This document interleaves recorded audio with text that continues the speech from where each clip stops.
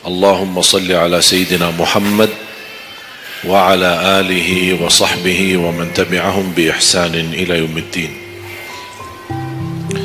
سبحانك لا علم لنا إلا ما علمتنا إنك أنت العليم الحكيم. Alhamdulillah, syukurillah, masih diberikan oleh Allah Subhanahu wa Ta'ala kesempatan kita bisa bertemu, silaturahim, sama-sama kita belajar dan mempersiapkan diri untuk menyambut bulan suci Ramadan. Tidak terasa begitu berjalan waktu. Perpisahan dari bulan suci Ramadan, sebentar lagi menyambut bulan suci Ramadan. Kalau 1 tahun sudah berlalu, kira-kira 30 hari Ramadan bagaimana? 1 tahun sudah begitu luar biasa cepat. Dan ini menjadi bagian dari umur kita. Bertambah 1 tahun, berlalu 1 tahun, berarti akan melangkah lebih dekat kepada kematian.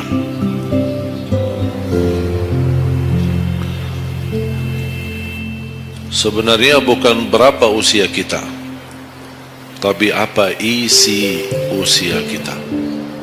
Isinya apa? Dan sebagaimana Rasulullah SAW menjelaskan di hadis yang sahih, di hari kiamat dan tidak akan tergeser kaki seorang sambil ditanya oleh Allah 4 pertanyaan. Berarti kita akan menghadapi 7 pertanyaan. 3 di kuburan, menghadap mungkar nakir, man rabbuka, ma dinuka, man nabiyuka. Yang tersisa 4 nanti di hari kiamat, sebelum dimulai hisab, sebelum tergeser kaki kita ke surga maupun ke neraka, ditanya oleh Allah Subhanahu wa Ta'ala 4 pertanyaan. Yang pertama, lan tazula qadama 'abdin yaumal qiyamah hatta yus'ala an 4.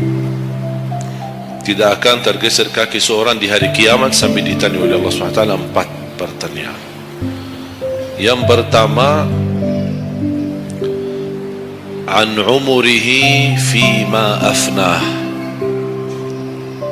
Umurnya apa yang kamu lakukan.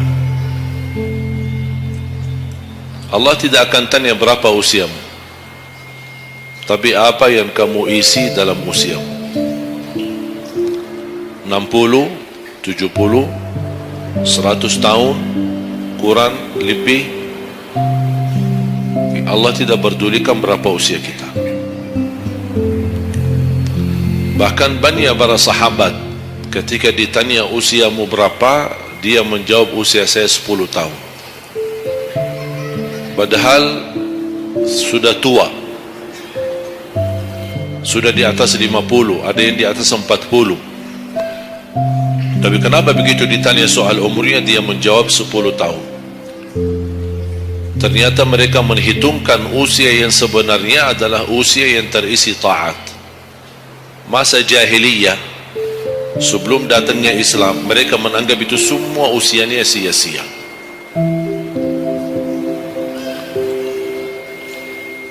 Berarti kalau ada orang muslim tidak salat sama sekali sampai usia 50 tahun, semua usianya sia-sia. Karena tidak ada ibadah satupun yang diterima kalau tidak pernah salat. Biarpun dia haji setiap tahun, puasa setiap Ramadan, dia bersedekah, berinfak setiap hari, tapi tidak pernah salat 5 waktu sama sekali, sia-sia amalannya. Karena pertama yang akan dihisab oleh Allah salatnya. Kalau salat itu beres, baru akan ditanya yang lain. Kalau salatnya tidak ada, Allah tidak perlu bertanya yang lain. Makanya saya selalu berkata, khususnya pada pemuda-pemudi, seberapapun dosamu, jangan tinggalkan salat. Sebesar apapun dosamu, jangan tinggalkan salat. Karena salat itu ibadah yang langsung menyambungkan kita sama Allah, tali hubungan kita sama Allah. Kalau tali hubungan kita sama Allah terputus, tidak ada tali yang bisa sambung lagi. Dan selama anda menjaga salat, berarti masih ada harapan masuk dalam golongan yang akan diampuni Allah. Ada ampunan, ada harapan ampunan. Tapi kalau tidak salat, terus bagaimana Allah ampuni kalau tidak mau bertaubat? Banyak orang berkata, saya malu, atau dia merasa ada bisikan di hatinya, buat apa lo salat? Ngapain? Perilaku kamu aja tidak benar, sama orang tua aja tidak benar, dosamu tidak pernah henti-henti, percuma salat, tidak usah. Itu ingat bisikan syaitan. Karena syaitan ingin semuanya sekali-kali rusak. Kalau berbakti baik belum sempurna, masih banyak dosa maksiat, banyak kerusakan yang lain, tapi masih terjaga salatnya, ada harapan diampuni dosanya. Jangan sampai syaitan berhasil menggoda kita sekalian tidak salat. Oh, sudah hancur, sudah rusak yang lain, ditambah lagi parah, tinggalkan salat. Atau ada orang taubat, selama dia tidak salat, lancar, beres, aman, tidak ada apa-apa. Begitu dia taubat, dia merasa sedih, menyesal, dia mulai menjaga salatnya, hilang motornya, kehilangan kerjaannya, diuji sama Allah SWT dalam rumah tangganya. Setan datang, coba kamu aja dulu biasa-biasa aja, tidak pernah ada ujian. Begitu anda mulai salat, ada ujian. Ngapain? Udah berhenti aja salat, nanti kembali beres. Berhenti salat. Pas begitu dia keluar masih kehilangan motor. Ya Allah, gimana? Saya selama ini tidak pernah salat, tidak pernah hilang motor. Begitu saya mulai salat, malah hilang motor saya. Datangnya setan di situ. Coba kalau kamu tidak salat, tidak bakal hilang motornya. Akhirnya dia merasa nyesal, dia berhenti. Berarti niatnya bukan taubat, niatnya salat. Ya Allah, mohon aku salat, tapi Allah jaga motor aku ya. Itu niatnya. Bukan salat karena Allah, tapi salatnya karena terjaga motornya. Itu beda niat. Berarti ketika kita berlaku ibadah, melakukan sesuatu ibadah, tapi ada ujian yang masuk, jangan anda salahkan ibadahnya, tapi salahkan niatmu. Ada apa dalam niatmu? Pasti ada salah niat.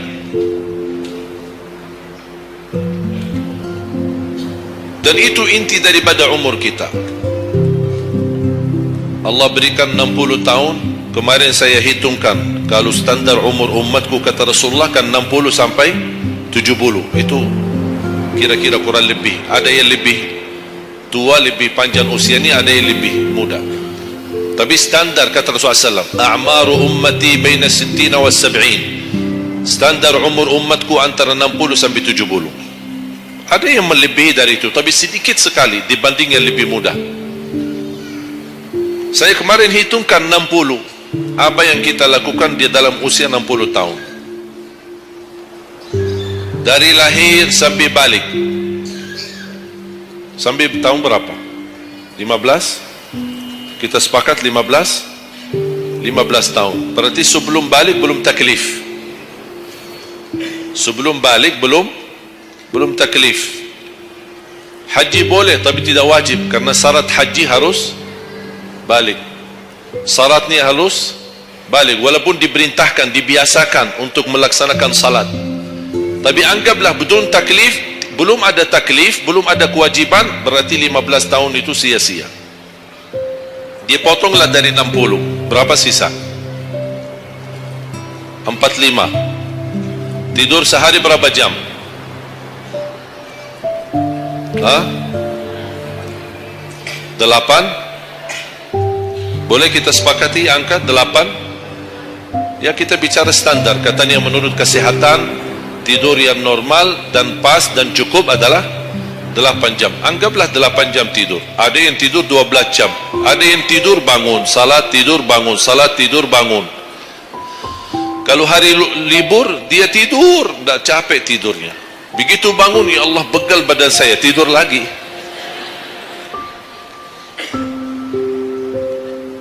Saya hitungkan 8 jam. 8 jam dalam sehari berapa kalau dibagi? Dalam sehari.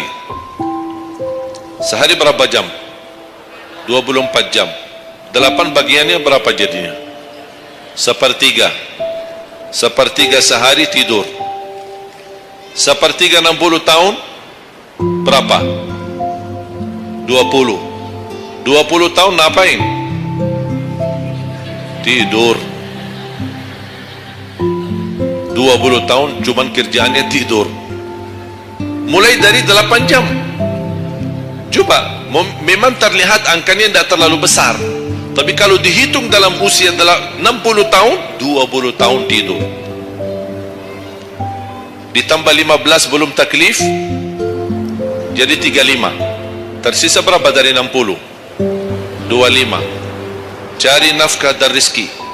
Kerjaan, standar kerja, jam kerja berapa jam? 8. Berarti 60 tahun berapa jam? Berapa tahun kita kerja? 20 tahun. 20 tahun cari menjadi kaya. Tapi 20 tahun masih stres. Tak jadi kaya-kaya. Masih bermasalah. Ditambah habis 20 tahun pensiun, tambah hutang. Belum lagi hutang sana sini. Sekarang semua serba hutang. Dan yang aku heran, kenapa orang Indonesia suka berhutang? Ada masalah sedikit hutang. Sekarang HP cicilan bagus-bagus.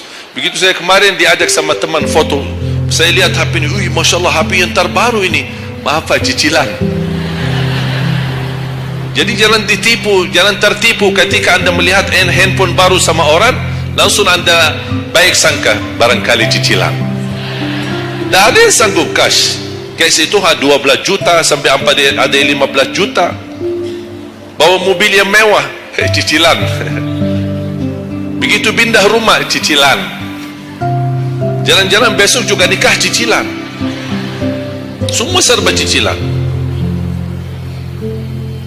Dan terpengaruhi dengan promo sana ini, ada ini non persen, non ini apa, sini beli satu dapat satu, dan semua serba hutang.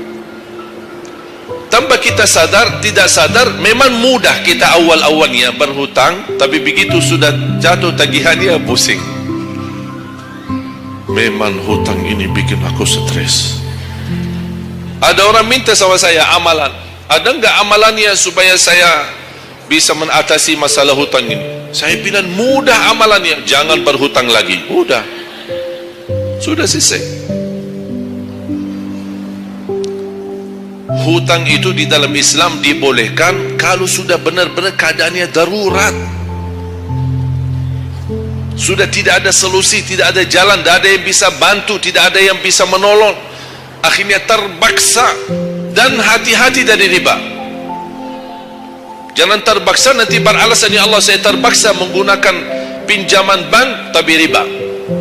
Pinjam 100 juta kembalikan 120 juta. Dosa besar. Masih lebih ringan dosa zina sama ibu daripada terima uang riba. Nauzubillah min zalik.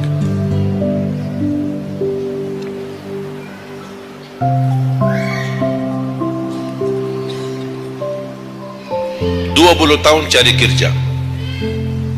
Tadi berapa yang tersisa? 25 kan? Berarti yang tersisa berapa? Saya belum bicara ibadah Bapak Ibu. 20 tahun tidur, 20 tahun cari dunia, 15 tahun masih belum taklif, tersisa 5 tahun. Saya hitung dalam 60 tahun bagi orang yang rutin menjaga salat 5 waktu. Tahu enggak hasil hitungan saya dapat berapa? Anda jaga salat selama 60 tahun itu menghasilkan ibadah cuma 2 tahun 7 bulan. Total salatmu dalam 60 tahun 2 tahun 7 bulan. Karena salat 5 waktu berapa? Tak sampai 1 jam. Tak sampai 1 jam. Saya bicara yang wajib. Ada, bagaimana saya hitung kalau ada orang yang tidak salat sama sekali? Na'udzubillah, sudah habis sia-sia umurnya kalau tidak salat sama sekali. Saya belum hitung tarawih 23 rakaat 7 menit. Nah, itu beda urusan itu. Ada tarawih 23 rakaat 7 menit? Tak ada tarawih. Jangan suuzan. Itu namanya olahraga. Olahraga paling cepat selesai dapat juara 1. Jadi kita harus baik sangka, jangan suuzan, karena itu bukan salat. Yang aku heran itu setiap tahun itu tradisi ini terulang setiap Ramadan, menjadi sebuah kebiasaan yang seharusnya menjadi kebiasaan agama atau kebiasaan beribadi. Dan kenapa itu hal menjadi betul-betul sesuatu yang kebiasaan, menjadi tradisi? Kenapa? Aku heran ini. Ada yang bisa jawab? Kenapa ketika masuk Ramadan tetap menjalankan 23 rakaat tapi dengan cara cepat? Aku heran belum menemukan jawabannya. Ada apa dengan 23 rakaat harus selesai cepat? Dan ini khusus di bulan Ramadan. Aku sangat kagumi ketika mendengar seorang imam begitu maju imam tarawih rakaat pertama, Allahu Akbar, Masya Allah, kepanjangan takbirnya. Saya suruh alhamdulillah, pasti nikmat, enak. Bismillahirrahmanirrahim, alhamdulillah rabbil alamin arrahmanir rahim, astaghfirullahalazim. Saya kaget, barusan sudah enak, ngapain cepat-cepat? Makanya saya ingat di masa ketika saya di salah satu kampung, ada seorang bapa di samping saya. Saya datang ke masjid, sudah mereka mulai tarawih. Yang aku kasihan bapa di sebelah saya, barangkali usia 80, 90. Gerakannya tidak sama seperti kita, kan kita masih muda, masih bisa mengejar imam. Habis bacaannya imam, saya tidak bisa mendengar kecuali ujung ayat. Waladhdallin. Oh, ini Al-Fatihah. Bismillahirrahmanirrahim. An-Na'im, An-Na'im, An-Na'im. Apa? Alhaakumut takatsur. Allahu Akbar. Sami'allahu liman hamidah. Allahu Akbar, Allahu Akbar, Allahu Akbar. Saya masih ikut. Yang saya kasihan bapa yang di samping saya ini. Begitu imam ruku', bapa kan pelan-pelan, kan begal badannya, sudah tua, fisiknya tak kuat, turun pelan-pelan. Imam sudah sampai Allahu hamidah, bapa berdiri lagi, tak jadi ruku' bapa. Pas begitu sujud, kita semua turun sujud. Bapa saya lihat pelan-pelan sambil batu-batu turun. Begitu dia sudah mau nyampe, imam sudah rakaat kedua, bapa malah berdiri lagi, tak jadi sujud. Astaghfirullahaladzim, kasihan bapa, tak jadi ruku', tak jadi sujud. Pas di rakaat yang kedua, saya megang tangannya, Pak, kita pulang aja deh, mendingan salat tarawih di rumah sendiri. Itu bukan salat tarawih. Ramadan cuma berapa kita menemukan Ramadan? Orang yang sudah wafat, kalau kita boleh berbicara dan dengar bisikan apa yang mereka bisa jawab, wallahi semua orang yang sudah mati berkeinginan kembali ke dunia untuk menikmati bulan Ramadan. Mereka ingin menikmati bulan Ramadan, menikmati tarawih, menikmati suasana buka puasa bersama, bagi-bagi sahur dan aktivitas yang lain. Ini kesempatan, kita masih diberi oleh Allah umur, sehat walafiat, maksimalkan. Tidak semestinya 23, mau 11 boleh, mau 23 boleh, mau seberapa pun tarawihnya, mau salat tahajud di rumahnya boleh. Ulama sudah menjelaskan jumlah salat malam atau tarawih yang paling sedikit 2 rakaat, yang paling banyak tidak ada batasnya. Jadi kalau kita 2 rakaat, 4 rakaat tutup witir, sah. 8 rakaat tutup witir, sah. 10 rakaat tutup witir, sah, tidak ada masalah. Tidak harus 11 atau 23. Intinya bukan jumlahnya, tetapi cara melaksanakannya. Apalagi kalau bacaan imam bagus, fasih, jelas hurufnya. Saya yakin bagi jamaah yang awam, yang datang setiap Ramadan, setiap malam ikut salat tarawih, dia belum bisa baca Quran, tapi dia mendengar baca imam selama 30 malam, dia pasti bakal belajar Al-Quran karena bacaan imam bagus. Bismillahirrahmanirrahim. Alhamdulillahi Rabbil Alamin, Ar-Rahmanir-Rahim, Maliki Yawmiddin, Iyyaka na'budu wa iyyaka nasta'in, Ihdinas siratal mustaqim, Siratal ladzina an'amta 'alaihim ghairil maghdubi 'alaihim waladdallin. Amin. Kalau tidak dapat manfaat mengikuti salat tarawih di belakang imam yang bacaannya fasih selama 30 hari, anda cuma dapat benarkan bacaan Al-Fatihah, wallahi nikmat, syukur. Selama 30 malam anda cuma dapat membenarkan bacaan Fatihahmu, sudah luar biasa. Tidak usah bicara ayat yang lain, hanya Al-Fatihah saja. Kenapa tidak sah salat kita tanpa Al-Fatihah? Kata Imam Nawawi, di dalam suratul Fatihah ada 14 tasdid. Ada 14 tasdid, hurufnya yang ditekan. Ada 14. Tertinggal satu, batal salatnya. Dan Imam Nawawi berikut mazhab Syafi'i. Makanya jamaah sekalian, wajib hukumnya belajar Al-Fatihah, bukan sunnah. Wajib hukumnya belajar surat Al-Fatihah.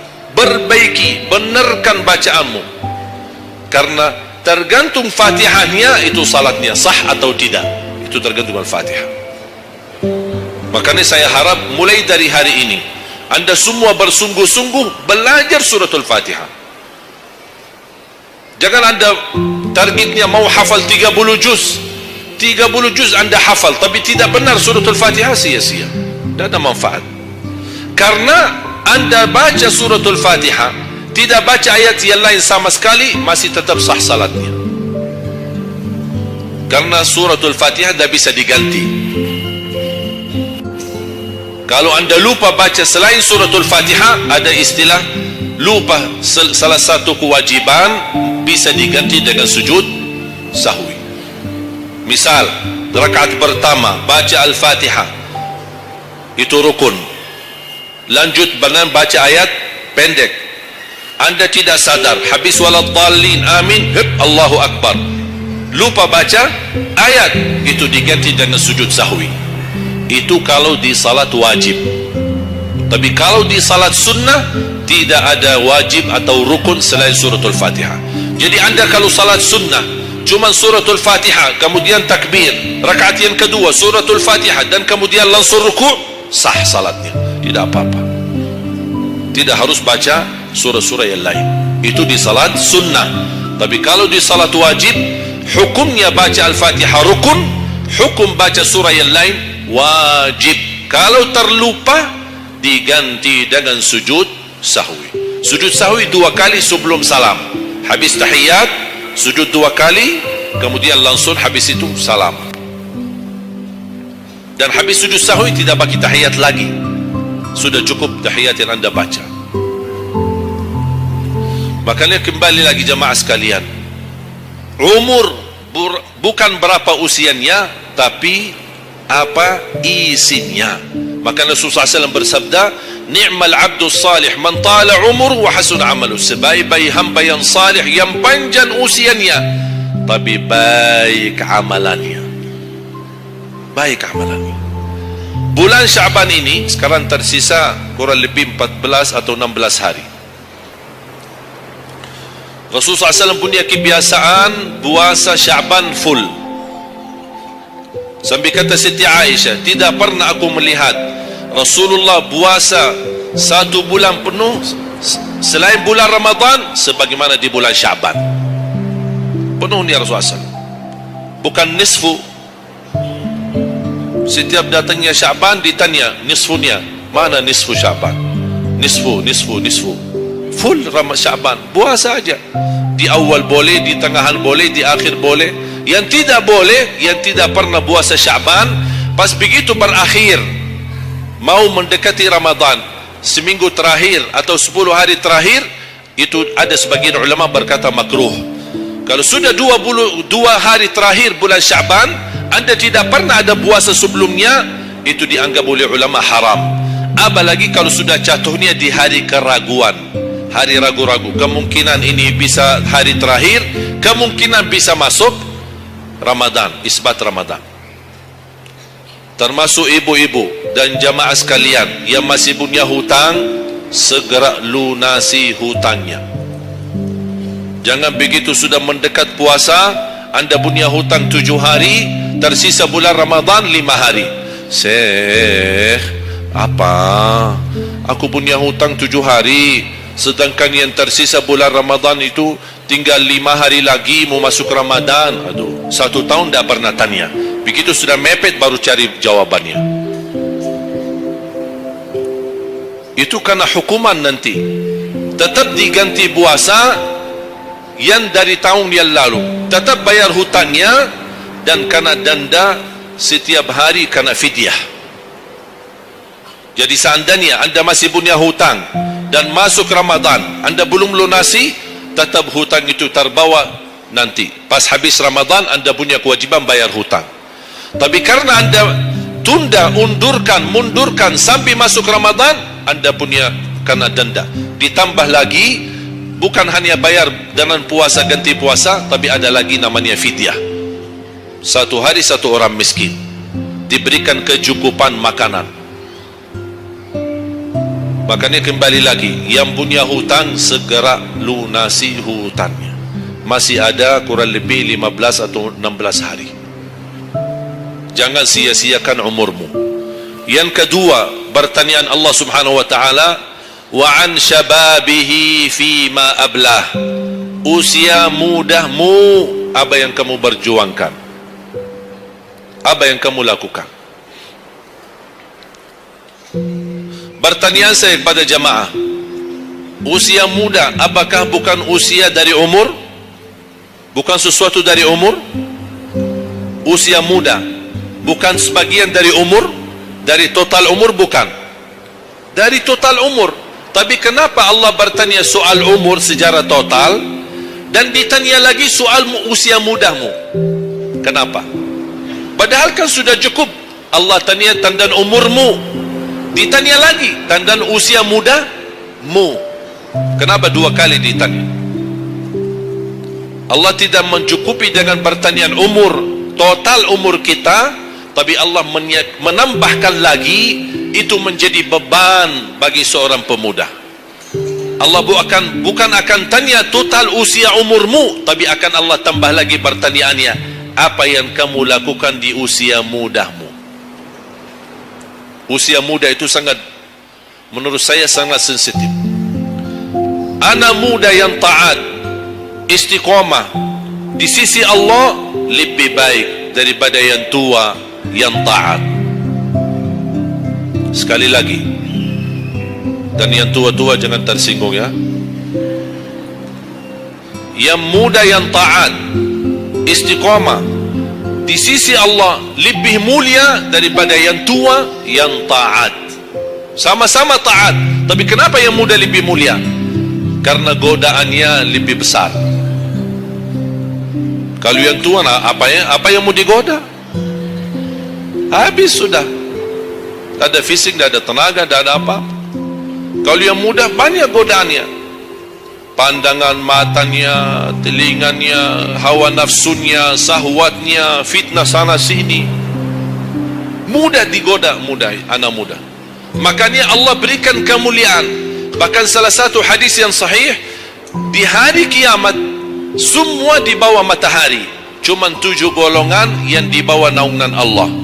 Di antaranya wasyabun nasya'a fi ta'atillah, seorang pemuda yang menjaga diri dalam bertaat kepada Allah. Dia dapat keistimewaan di hari kiamat bersama pemimpin yang adil, bersama seorang laki-laki yang tergantung dengan masjid berapapun usianya, ditambah lagi seorang pemuda yang bisa menjaga diri dalam bertaat kepada Allah Subhanahu wa taala. Dan kalau kita baca sejarah ulama, semua para berjuang untuk agama semuanya muda, tak ada yang tua. Bilal ibn Rabah seorang pemuda, Abdullah ibn Mas'ud penghafal Al-Quran seorang pemuda, Abdullah ibn Umar seorang pemuda, dan banyak yang lain. Muhammadul Fatih yang membebaskan Konstantinia dan memperjuangkan Islam menjadi panglima, masih di bawah usia 21 tahun. Dan banyak sejarah-sejarah. Imam Syafi'i masih sangat muda, bahkan meninggal dunia masih dalam keadaan masih sangat muda, belum sampai usia 50-an tahun. Dan banyak yang lain. Makanya pengaruh dah bahkan taruhan besar bagi umat Islam itu tergantung pemuda.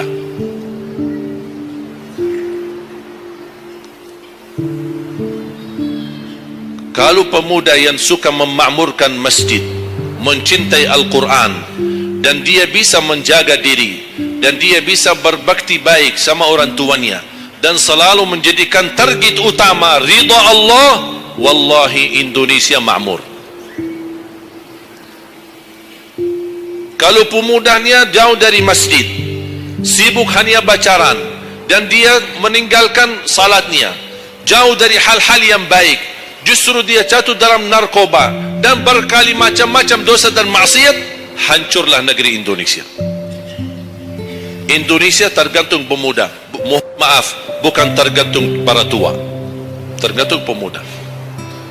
Makanya saya bahagia sekali ketika kemarin tanggal 17 April, saya bahagia sekali ketika melihat semua pemuda-pemuda ikut nyoblos di TPS. Walaupun kita belum lihat hasilnya, tapi sabar. Sabar. Ini ujian. Jangan ada orang terlalu muda diadu domba. Sabar. Apapun keputusannya kita tunggu. Keputusan yang resmi dari KPU. Keputusannya benar, tidak benar, serahkan kepada Allah. Hati-hati, jangan terlalu mudah diadu fitnah. Sama-sama Muslim, jangan kita diadu domba di antara kita sesama. Bahaya sekali kalau terjadi konflik gara-gara pemilu dan kepentingan politik. Silahkan lihat apa yang terjadi di Timur Tengah. Semua kejadian di Timur Tengah, awal langkah kejadian itu gara-gara kepentingan politik. Yang menjadi korban rakyat. Orang politisi hidup di negeri Eropa, nikmat, senang, bahagia, semuanya serba ada. Mereka tidak bahaya, tapi yang bahaya rakyat. Yaman, Suria, Irak, dari tahun 90 sampai sekarang Irak tidak bisa aman. Ada orang bawa berita itu Irak saudara, dan mereka perang saudara antara Sunnah dan Syiah. Bohong, tak benar. Ratusan tahun mereka hidup damai antara Sunnah dan Syiah, tidak pernah bermasalah. Tapi karena langkah awal kepentingan politik, lama-lama terpengaruhi dengan perbedaan aliran dan berbeda pendapat. Kalau sudah kita menjadi korban dan terpengaruhi demi kepentingan politik, mudah diadu domba, besok-besok akan terjadi perang antara Sunni sama Syiah di Indonesia. Besok lagi akan terjadi antara aliran-aliran yang lain sama golongan-golongan yang lain. Bisa terjadi perpecahan belah. Itu yang diinginkan oleh musuh Islam. Jangan diberikan kesempatan. Terjadi ujian, memang kita menghadapi ujian. Bukan hanya umat Islam di Indonesia. Di Palestina sudah 60, bahkan sudah sampai 70 tahun mereka menghadapi ujian. Tapi kekuatan sabar luar biasa. Tak pernah putus asa. Biarpun mereka tidak bersenjata, tidak punya apa-apa melawan musuhnya Israel, tapi mereka tetap tidak pernah putus asa, tidak pernah pasrah. Mereka tetap berjuang mencintai Masjidul Aqsa. Saya merasakan perjuangan pemuda ketika saya ke sana, ke Masjidul Aqsa. Makanya jemaah sekalian, kita bisa memperjuangkan tapi tanpa membuat permusuhan. Kita masih bisa bertahan, dan insya Allah ada jalan keluar dari segala kesusahan. Dan Allah tidak mungkin membiarkan kezaliman terjadi. Kalau kita merasa terzalimi, tidak apa-apa, tunggu. Dan kita harus belajar saling menghormati. Yang memilih 01 itu hakmu, tapi anda tidak berhak mencaci maki 02. Yang memilih 02 itu hakmu, tapi anda tidak berhak mencaci maki 01. Sama-sama Muslim, sama-sama orang Indonesia. Malu kita, kadang-kadang aku sedih melihatku ini terjadi permusuhan. Ulama di sini mencaci maki ulama yang di sana, ulama yang di sana membalas lagi. Dan apa tu? Ya Allah, malu kalau di antara ulama saja terjadi persoalan, permasalahan, gimana orang awam? Makanya selalu saya dalam doaku, ya Allah, satukan dan rapatkan hati para ulama kami, satukan saf ulama kami. Ada perbedaan itu wajar, tapi yang tidak wajar ada permusuhan. Apa yang saya sampaikan sekarang, saya yakin tidak mungkin 100% anda semua terima.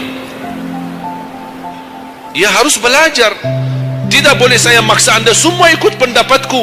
Aku hanya menyampaikan, anda bisa dengar, anda bisa ikuti, anda bisa tolak. Itu hakmu menerima atau menolak. Tak ada orang berhak untuk memaksakan kita. Oleh karena itu sekali lagi, mohon jaga dan rapatkan saf kita. Sekarang banyak muncul di media. Ini semua tujuannya berkeinginan menado domba di antara kita. Sekarang akhirnya yang gagal, yang rusak siapa? Negeri kita. Yang kurban, rakyat kita. Orang politisi tidak apa-apa, mereka kan berduit, duitnya banyak, fasilitasnya banyak, bisa dia hidup keluar negeri dimanapun, dia baca keluarganya, sudah, biar rakyat jadi korban. Jangan kita mau dijadikan kambing hitam. Siap? Bisa jaga? 714 suku dan budaya berbeda-beda, tapi alhamdulillah masih bisa bersatu di bawah bendera merah putih. Dan ini karunia dari Allah Subhanahu wa taala, wajib kita syukuri dan wajib kita jaga. Dan kita berdoa. Sekarang anda sudah ikut memilih kan? Sudah memilih? Sudah, itu ikhtiar. Anda sudah selesaikan tugasmu. Sekarang apa yang harus kita lakukan? Doa, memohon pertolongan dari Allah, biar Allah yang memilih mana yang terbaik. Ya Allah, kami sudah berusaha, kami sudah berikhtiar, pimpinlah kami, anugerahkanlah kepada kami pemimpin yang takwa, yang adil, yang amanah, yang mencintai agamamu, yang mencintai ulama, yang bisa melayani rakyat dengan ikhlas. Itu doa kita. Kalau boleh setiap tahajud, setiap sujud, habis duha, habis salat wajib, terus doa seperti itu. Saya punya kebiasaan ketika mengajak jamaah umrah, saya haruskan kepada semua jamaah ketika kami tawaf maupun sa'i, wajib paling tidak 1 kali tawaf, 1 kali sa'i, khusus doakan Indonesia. Karena Indonesia apalagi saat ini sangat membutuhkan doa kita. Sebagaimana kita berduli kepada saudara kita Palestina dan kita bantu, kita mendoakan. Kalau Indonesia tidak perlu bantuan dana, tapi butuh doa kita. Makanya jangan pelit untuk mendoakan negeri kita Indonesia. Faham? Yang ketiga,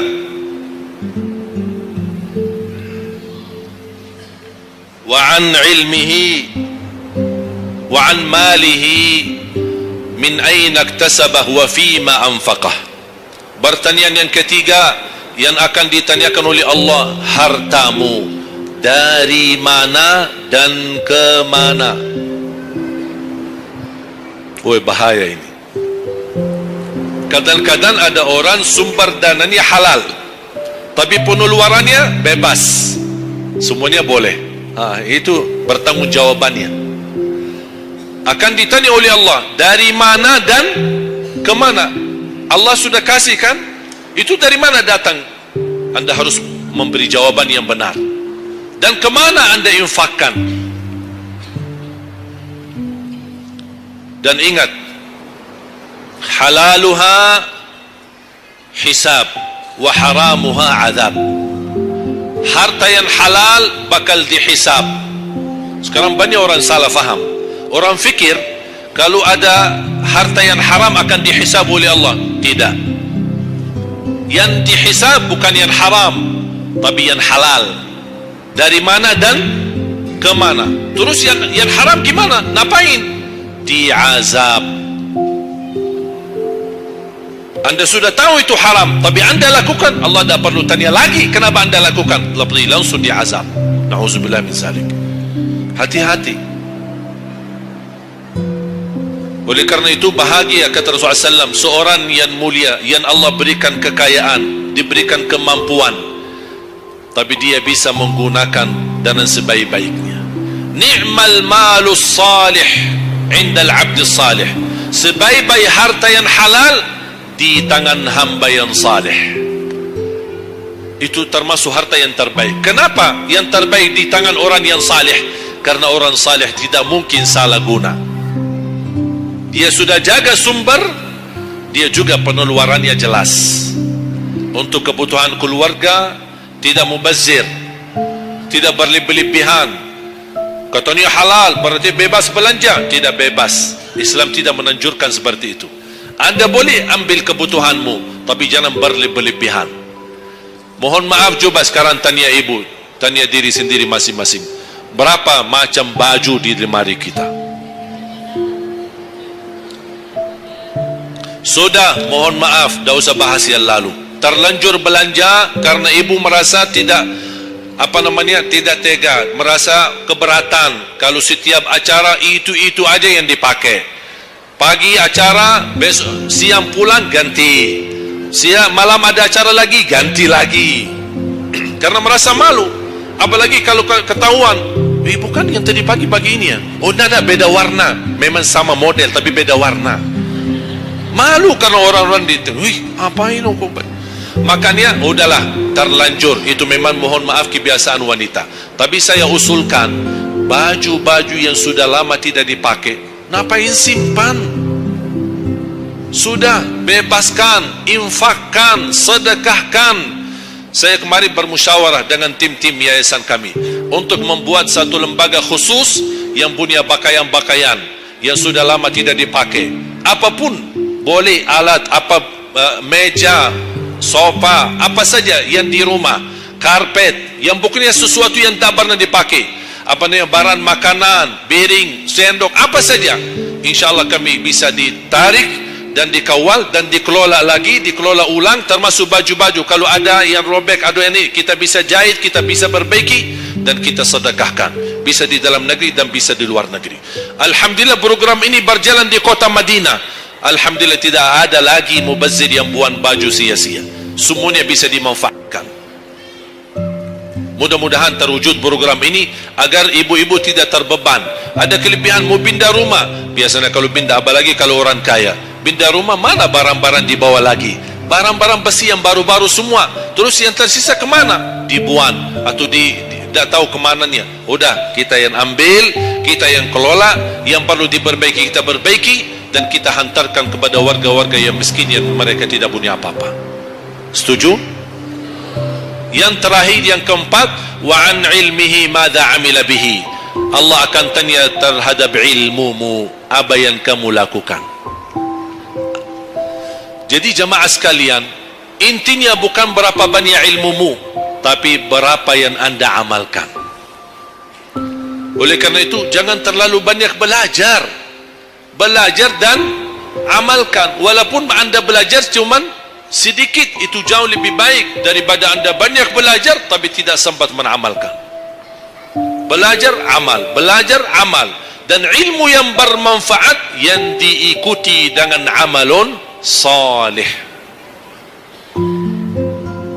Ada orang Masya Allah semangat, ke sana belajar, sana belajar, sana belajar, tapi tidak pernah mengamalkan. dikasih amalan zikir wirid, tidak diamalkan, ditambah lagi amalan yang kedua, tidak diamalkan, akhirnya terbeban, banyak amalan belum ditunaikan. Itu menjadi beban. Nanti di hari kiamat Allah akan tanya, sudah berapa lama kamu belajar, sudah berapa banyak ilmumu, apa yang kamu amalkan? Oleh karena itu jamaah sekalian, tolong jaga. Boleh anda belajar, tapi anda amalkan. Kalau ada orang berkata, daripada saya salah, ya udah tidak usah belajar, bahaya lagi. Ada orang berkata, daripada saya perlumpun dan bisa mengamalkan, mendingan saya tidak usah banyak belajar, udahlah biar saya tunaikan dulu yang sudah saya belajar. Tidak, tetap anda belajar dan mengamalkan sesuai kemampuannya. La yukallifullahu nafsan illa usaha. Walaupun anda belum tunaikan seluruh amalannya, tidak apa-apa, tapi anda sudah ada niat, anda sudah ikhtiar, anda sudah tunjukkan yang terbaik, tapi kemampuannya memang sampai segini, kemampuannya memang terbatas, tidak apa-apa. Allah melihat anda sudah bersungguh-sungguh untuk mengamalkan apa yang anda pelajari. Oleh karena itu, saya kasih satu amalan, insya Allah mudah-mudahan bermanfaat. Sedekah subuh. Sedekah subuh. Kenapa saya berkata sedekah subuh? Bukan berarti tidak boleh sedekah di waktu yang lain. Semua sedekah boleh di setiap waktu dan setiap saat, hari Jumat maupun selain hari Jumat. Tapi sedekah subuh itu termasuk sedekah yang terbaik. Kenapa? Bukan kata saya, tapi kata Rasulullah sallallahu alaihi wasallam. Setiap waktu subuh Allah turunkan malaikat, tugasnya mendoakan orang yang bersedekah subuh hari. Allahumma a'ti munfiqan khalafa, ya Allah ganti yang lebih baik bagi orang yang infak di subuh hari. Ibu-ibu lagi halangan tidak salat, sebelum beraktivitas isi sedekah subuh. Anda tidak usah susah-susah mencari anak yatim dan orang miskin di subuh hari. Mulai hari ini masing-masing bikin kotak amal atau botol atau kaleng, simpan di rumah. Setiap habis salat subuh sebelum beraktivitas isi sedekahnya. Apalagi kalau sedekah itu disertai doa. Begitu anda sedekah, sebutkan hajatmu. Ya Allah, dengan berkah sedekah ini, ya Allah saya ingin nikah, mudahkan jodoh. Nikah lagi juga boleh doa, tidak apa-apa. Ada yang sedang melamar kerjaan, anda isi wallahi dahsyat, amalan ini wallahi dahsyat, manfaatnya banyak untuk menyembuh penyakit, menabulkan hajat, memudahkan urusan, dan tidak pernah saya sampaikan amalan ini, semua alhamdulillah berhasil mendapatkan hajatnya. Begitu anda isi doa, ya Allah dengan berkah sedekah ini mudahkan lamaran kerjaan saya. Ya Allah dengan berkah sedekah ini mohon titipkan pahalanya untuk kedua orang tua saya. Kalau ada yang merasa dirinya suka marah, suka emosi, ya Allah dengan berkah sedekah ini tenangkan hati dan jiwa saya agar tidak emosi lagi. Ya Allah dengan berkah sedekah ini karuniai kepada aku anak penghafal Al-Quran. Bu jemaah sekalian, saya berkeluarga 12 bersaudara, timnas, dan kami memang sudah disusun satu lusin. 12 ini mempersiapkan kalau timnas kita belum mampu membawa juara, insyaAllah kami sekeluarga siap mengganti timnas. Alhamdulillah dari saudara saya 12 ini 10 penghafal Al-Quran. Tapi orang tua saya awam. Percaya enggak? Orang tua saya bukan ulama, bukan kiai, bukan ustaz. Ayah saya belajar kelas 3 SD. Ibu saya tidak pernah masuk sekolah sama sekali. Sampai usia 40 tahun masih buta huruf, tidak bisa baca Quran. Tapi Allah berikan karunia keturunan penghafal Al-Quran. Berkat apa? Salat mereka dan sedekah mereka termasuk doa. Itu perjuangan mereka. Alhamdulillah sekarang ayah saya, ibu saya penghafal Al-Quran, yang jadi gurunya anak dia sendiri. Sekarang di Indonesia saya bawa 5 adik saya dan ditugaskan menjadi imam tarawih. Saya bawa mereka pindah dari Arab kemari. Ada 5. Yang perempuan sudah dinikahkan sama orang Indonesia, orang Jakarta. Dan saya dorong adik saya yang perempuan untuk menghafalkan suaminya biar jadi penghafal Quran. Yang 4 laki-laki, ada yang 2 bawa istrinya masing-masing dari Arab, yang dua lagi saya nikahkan di Indonesia sama orang Indonesia. Ada satu sama orang Sunda, satu sama orang Lombok. Jangan khawatir Bu, masih ada lagi. Bahkan saya dorong adik-adik saya semua wajib nikah 4, masing-masing 4 istri. Kenapa? Supaya banyak keturunan. Kalau bisa setiap satu istri 12, satu lusin. Masya Allah, luar biasa. Mengapa? Karena kita punya perjuangan yang masih panjang. Cita-cita saya mencetak 1 juta penghafal Al-Quran di Indonesia. Ketika saya datangkan adik saya tugaskan sama mereka dan tegas, kalau kalian datang hanya mau berhiburan, pulang. Kalian di sini untuk bersama-sama memperjuangkan untuk mencetak 1 juta penghafal Al-Quran. Dan alhamdulillah program ini sudah jalan. Dan kita terus memperjuangkan. Dan saya harap semua jamaah insya-Allah berkenan terlibat dalam program ini. Cita-cita saya semua masjid se-Indonesia insya-Allah diimami imam penghafal Al-Quran 30 juz. Bahkan lebih hebat lagi cita-cita saya, insya-Allah saya yakin akan terjadi. Insya-Allah di demikian hari, di waktu yang Allah insya-Allah tentukan, insya-Allah presiden kita penghafal Al-Quran. Coba, ya Allah, rasanya enak. Langsung diumumkan di Masjid Istiqlal, khatib dan imam salat Idul Fitri penghafal Al-Quran 30 juz, Presiden Republik Indonesia. Oh, mantap. Imam salat Idul Adha, Presiden kita. Salat Jumat, khatib dan imam, Presiden kita. Tidak perlu ganti imam. Tidak perlu ganti imam, subhanallah, luar biasa. Coba, saya kagumi ketika membaca dan melihat YouTube-nya Presiden Erdogan, Turki. Walaupun beliau bukan penghafal Al-Quran, tapi murattal bacaannya beliau, Masya Allah. Mana ada sekarang presiden di dunia Islam sebagaimana bacaannya yang benar. Ini sudah saatnya, tapi bukan sekarang ya, nanti maksud saya sabar dulu. Nanti jadi kacau nanti semua. Nah, sabar dulu. InsyaAllah ada waktunya. InsyaAllah. Mulai dari sekarang kita ayo bersama-sama mempersiapkan untuk kalau anda gagal menjadi penghafal Al-Quran, jangan gagal anakmu, cucumu, generasi yang ini semua. Kita melihat, saya bangga. Kenapa saya semangat untuk mencetak 1 juta penghafal Quran? Itu berkatnya acara Hafiz Indonesia. Nonton kalau acara Hafiz Indonesia? Nangis ya? Habis tisu kan?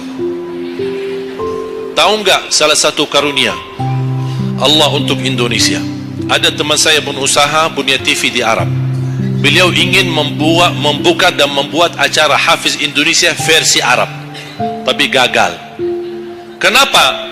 Karena tidak menemukan jumlah yang banyak penghafal Al-Quran di bawah usia 10 tahun. Hanya Indonesia saja. Malaysia kalah, Indonesia saja di bawah 10 tahun. Dan sayang sekali, memang anda yang nonton acara Hafiz Indonesia, anda nonton acara yang sudah jadi, tapi anda belum tahu apa yang kami berjuangkan di belakang layar. Sebelum acara Hafiz Indonesia 4 bulan bekerja keras, sambil tim turun ke lapangan, ke desa-desa, kampung-kampung, ke pulau-pulau untuk menumpulkan dan mendatangkan, menghadirkan para penghafal Al-Quran. Ketika dibawa di Jakarta 2 bulan berturut-turut kami didik mereka. Yang awalnya pemalu, awalnya ada yang mohon maaf kencing di celananya sendiri, sakit tidak berani, takut. Alhamdulillah sekarang menjadi mereka pemberani. Bahkan mereka berlomba-lomba azan subuh. Mereka berlomba-lomba membangunkan sesama saudaranya. Sama-sama tertib makan. Kita menghadirkan dokter kesehatan, kita menghadirkan dokter psikologi jiwa untuk menjaga perasaan mereka selama 2 bulan. Didampingi kadang-kadang ibu mereka, didampingi kadang-kadang ayah-ayah mereka.